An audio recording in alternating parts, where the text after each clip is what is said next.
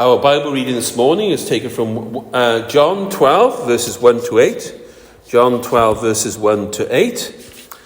And then it's followed by Matthew 26, 12 to 13. This is what it says in the Lord's Word. It was 6 days before the special religious gathering to remember how the Jews left Egypt, Passover. Jesus came to Bethany, where Lazarus lived. Jesus had raised Lazarus from the dead. They made supper for him. Martha put the food on the table. Lazarus was at the table with him. Mary took a jar of special perfume, spikenard, that cost much money, and poured it on the feet of Jesus. She dried his feet with her hair. The house was filled with the smell of special perfume. Judas Iscariot was one of the followers. He was about to hand Jesus over to the leaders of the country. He said, "Why was not this special perfume sold for much money and given to the poor people?" He did not say this because he cared for poor people. He said this because he was a robber. He carried the bag of money and would steal some of it for himself. Jesus said, "Let her alone. She has kept it for the time when I was buried. You will always have poor people with you. You will not always have me. She put this perfume on my body to make it ready for the grave. For sure, I tell you, wherever this good news is preached in all the world, this woman will be remembered for what she has done." The most special occasion. The Bible is full of teaching, full of the interaction between people and the relationships they have with one another and God himself. God had chosen these people to come together. And we see in this passage, these two passages that have been given to us regarding Mary and her interaction with Jesus, that this wasn't just a sudden happening that came together. There's so much taking place here. If we look at it, if we examine it, there's worship, blessing, anointing, love, family, gratefulness. There's also anger and resentment, and a promise to the future, and a revelation regarding Jesus and his deity. I wonder who it is that you identify with here in this passage. Is it Mary who anoints Jesus' feet? Perhaps you're a Martha, and you're busy preparing hospitality for those who were there that evening, and you are placing food on the table. I pray you're not Judas, who saw what he believed was a waste of money and wanted it for himself. It may be that, as with Jesus, you need a blessing in your life right now. Or is it that you desire to reach out to Jesus as Mary did, because you recognize your place with God, you see what God has done, and you desire to show your devotion? Or are you looking forward to the future in wonder, searching for the promise that was given in that final verse? For sure, I tell you, wherever this good news is preached in all the world, this woman will be remembered for what she has done. I wonder what will be said of you as you pass into God's eternity. What will be your legacy? The supper was given at the house of Lazarus because Jesus had raised him from the dead. What the world had taken away, Jesus had returned. And Jesus was the guest of honor. I wonder if this day you see Jesus as your guest. If you notice when I said right at the beginning of our service together, let's invite the guest of honor. We need to invite God into our lives, for he is our guest and he should be honored. I wonder if this day that Jesus is amongst you and he's welcome in your presence. So many churches see him as an optional extra. They take him out perhaps on a Sunday, or he's there when they need him to be there. Or as many see him as he just gets in the way and he's left outside. The events in our Bible reading are taking place a stone's throw away from Jerusalem. Christ's enemies are at the door. They wanted to kill him as well as Lazarus, for the fame of what Christ had done by raising Lazarus from the dead was spreading amongst the people. Jesus loved to spend time with Mary, Martha, and Lazarus. It was one of his favourite bolt holes. He could relax and enjoy their company. And this night, though, was slightly different. They met together at supper time. I don't know if you still enjoy a supper time. Very few places do nowadays, don't they? Supper time in those days was often referred to as an evening meal. And it held great significance culturally and spiritually. In the ancient Jewish tradition, supper was not merely a time for physical nourishment, but also a moment of fellowship, reflection, and worship. Supper in our modern times is falling out of favour. It is something we have lost because of that silver box that most of our homes have, which either hangs on the wall or lurks in the corner of our homes. I remember when I was growing up as a little boy, spending many supper times at my mother's sister's house in Pontypool, eating beef sandwiches and watching Sunday night at the London Palladium, as some of us will remember, with Bruce Forsyth. And then when that finished, we would have discussions. We would reminisce. We would talk about the news and politics. Many places we seem to have lost that. And because of that, we tend to be lonely, don't we? We tend to be lonely. But the Jews had that special time together, that supper time where they would have some food and they would share one amongst each other of concerns, especially what we hear in the news today. It's terrible, isn't it? What's going on in the country. It's terrible about people's positions and jobs. We don't know what's going next. If you're like me, a pensioner, what's going to happen to my pension next week? It's a worry. It's a concern. But who do we have that to discuss with? And those concerns are very rarely piled because we're not talking to others regarding them. But they had times such as this, as one time as we did. To the Jewish people, it was important, it was necessary. These gatherings took place. This particular gathering was around Jesus, the one who brought Lazarus back from the dead. He had also invited the women to be present. We notice on the video, she says, "Women, we were there, we were allowed."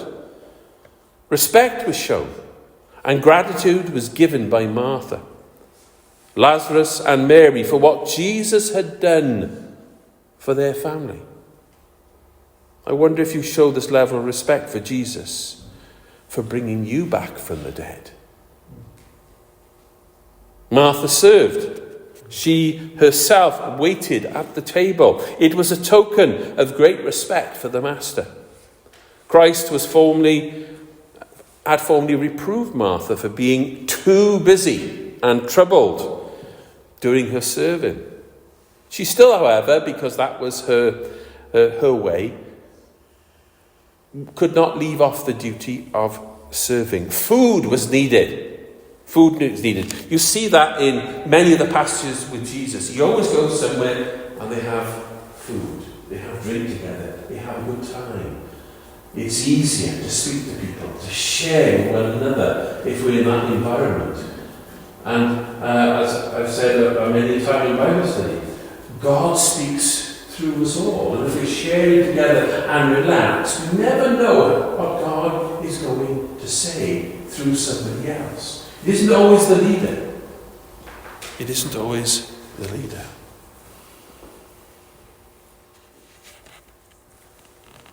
Martha served. She was busying herself.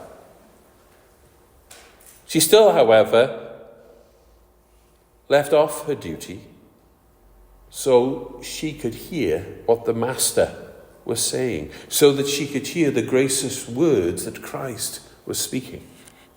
She gave herself time to listen to Christ's gracious words. And this morning, do you give yourself time? Do you listen in the busyness of your life to the one who has given you life? Lazarus was there. It proved the truth of his resurrection. He did not hide himself away following the miracle that had taken place in his life and death. He enjoyed the company and he ate and drank as others did. Even though he had been raised from the dead, he still had the passions and needs of those who were living. When Christ rose, he showed himself to those whom he loved. And he showed that I'm not a ghost. And he ate and he drank with them. Mary, however, showed Jesus a greater respect and worship in comparison to everyone else who was there. Mary used a precious possession, her heirloom, a pint of spiked nard, which refers to a highly prized aromatic perfume. This potent fragrance was famously expensive in ancient times due to the great distances required for it to travel to reach them. It was a precious gift.